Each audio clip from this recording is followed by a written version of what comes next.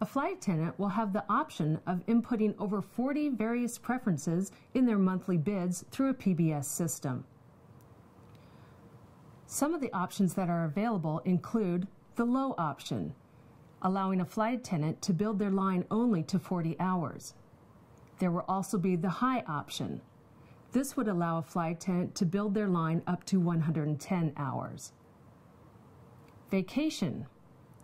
Those flight attendants who hold vacation in a month will have the priority to hold the low time option during their vacation month.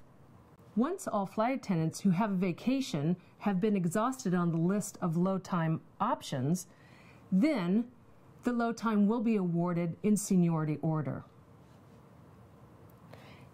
Other preferences include cadence, which allows a flight attendant to bid trips on the same days each week. Double-ups or multiple pairings will also be allowed through the PBS system. PBS also allows for buddy bidding, in which flight attendants could choose to bid with each other under the condition that the most senior flight attendant is willing to drop down to the more junior flight attendant's seniority, and also avoid bidding. This would allow a flight attendant to avoid bidding with somebody else in the flight attendant seniority list. In order for the avoid bid to work, again, the flight attendant has to take the option of dropping down in their seniority in order for that to occur. The JNC has also proposed that the buddy bidding and the avoid bids would be allowed for flight attendants not just between other flight attendants, but also with pilots. And finally, the vacation extension. West negotiators heard from many of the flight attendants on the line that the one important piece of PBS that concerned them was the fact that if there was no more conflict bidding, their vacations would be set to a 7-day block and they would be allowed no more, which is very much a diminishment from what we have today. The JNC has proposed a vacation extension of up to 4 days around each block of vacation. In other words, while the vacation 7-day block would be considered a pre-planned absence, the flight attendant would have the same option we have today, in which 4 duty periods could be placed on either side of the vacation in order to extend the vacation. The reserve flight attendant will also participate in the monthly PBS bidding of preferences. Some of the options that the reserve flight attendant have include being able to bid preferences on their blocks of reserve days on or off. A reserve flight attendant will have the ability to bid a minimum of 2 and a maximum of 8 days off in a line. Therefore, the reserve flight attendant will have the ability to create their own patterns of time in a month. The reserve flight attendant will also have the ability to input their preferences on the placement of golden days and movable days within certain restrictions within the reserve proposal. And finally, the reserve will have the same option to place a default or standing bid on file. This would be a bid that would be their normal bid for the month, and each month of reserve could go in, just like a line holder, and tweak certain days off or certain preferences within the PBS system.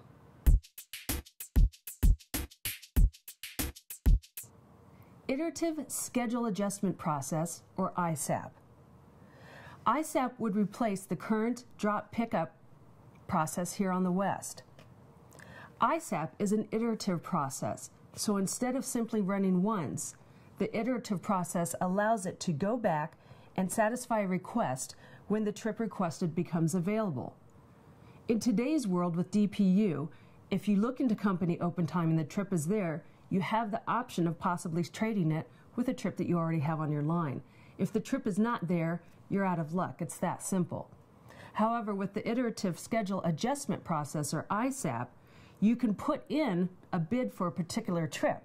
And if somebody 500 people junior to you is choosing to drop that trip, the iterative process brings it back up to you and you will be awarded that trip.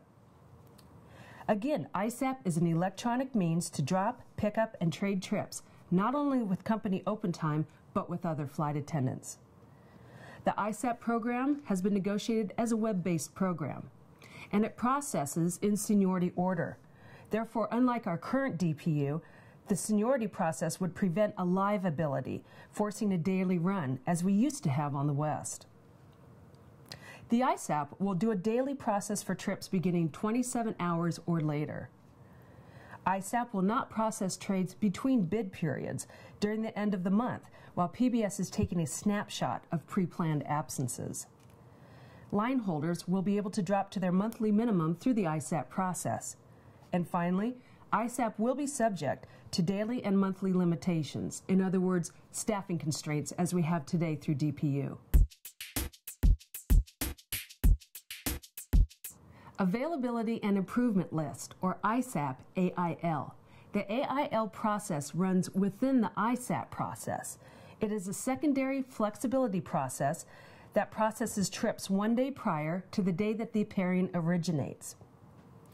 The ISAP AIL will allow a flight attendant to process a trade that touches the current trip on your line. The ISAP AIL is not subject to monthly and daily limitations, which is the key concept of ISAP AIL. While the rest of ISAP will be subject to staffing constraints, the ISAP AIL portion will not be subject to those monthly and daily limitations. However, the AIL will be subject to certain holiday restrictions. However, those restrictions will apply only to the day of the holiday, not any of the days surrounding the holiday. The unsuccessful bidders list. This is a last-minute opportunity for a line holder to request a trip. When not awarded through ISAP or ISAP AIL, a flight attendant may request to be passed to daily scheduling and put on the unsuccessful bidders list for a particular trip. The unsuccessful bidders list is used by daily scheduling for manual processing of trips that drop into the system after ISAP closes. Crew scheduling then calls each flight attendant in seniority order to offer each pairing for which that line holder is listed on the unsuccessful bidders list. The Electronic Trade Board, or ETB. The Electronic Trade Board has been negotiated as a web-based program at no cost to flight attendants. As we currently have on the West, the ETB will continue to be a first-come, first-served process. One improvement over the current West contract is that trip trades will be allowed up to 2 hours prior to report instead of the current 4. An addition to current West language is that there will be a confirmation process by voice response system, allowing those who are unable to check a computer to call in for their trips trades. Through the negotiated ETB, there will be no cap on the number of hours that a flight attendant can pick up. Additionally, as we have today, line holders will be able to drop down to 40 credit hours through the Electronic Trade Board. Reserve flight attendants will continue to have the use of the ETB for drop, pickup, and trade of pairings on golden days or vacation days and with certain conditions on their movable days. Rescheduling. The JNC negotiated this section using two basic concepts. First, that a reserve assigned or awarded a pairing should be treated as a line holder once they have reported for that pairing. Second, that a line holder should not be treated as a reserve during a rescheduling situation. With that in mind, the JNC also negotiated pay protections under certain conditions. Crew substitution pay will provide pay for a flight attendant whose original trip or leg is flown by another flight attendant. Report no fly.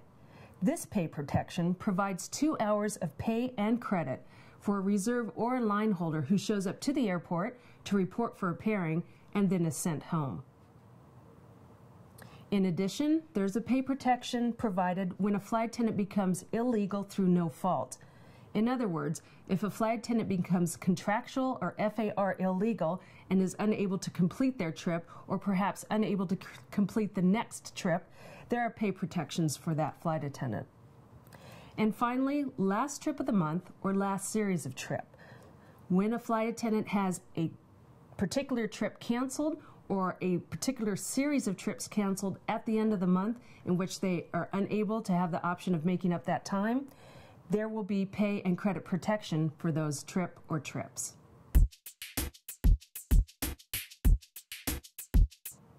Unresolved scheduling issues. These are the scheduling issues that have not yet been agreed upon between AFA and company negotiators to date. First is the reserve minimum days off. The company has proposed 11 days off for the reserve, while AFA holds on our proposals that a reserve flight attendant have 12 days off in a 30-day month and 13 days off in a 31-day month. AFA negotiators continue to propose language that would allow a flight attendant the ability to split trips on the electronic trade board. Premium pay protections while a flight attendant is provided trip pay protection for any reason.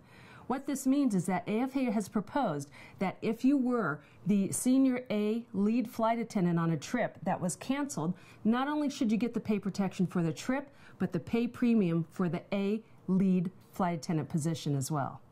Free access to all scheduling systems from home. On the West, for years, we have had issues with the ability to get proper home access, which we pay for on a monthly basis.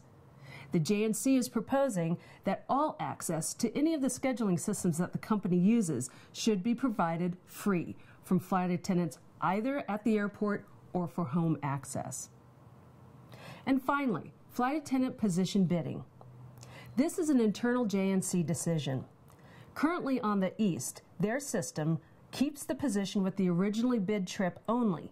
Any trade made through company open time or the electronic trade board loses the position, which is then determined at trip check-in by seniority.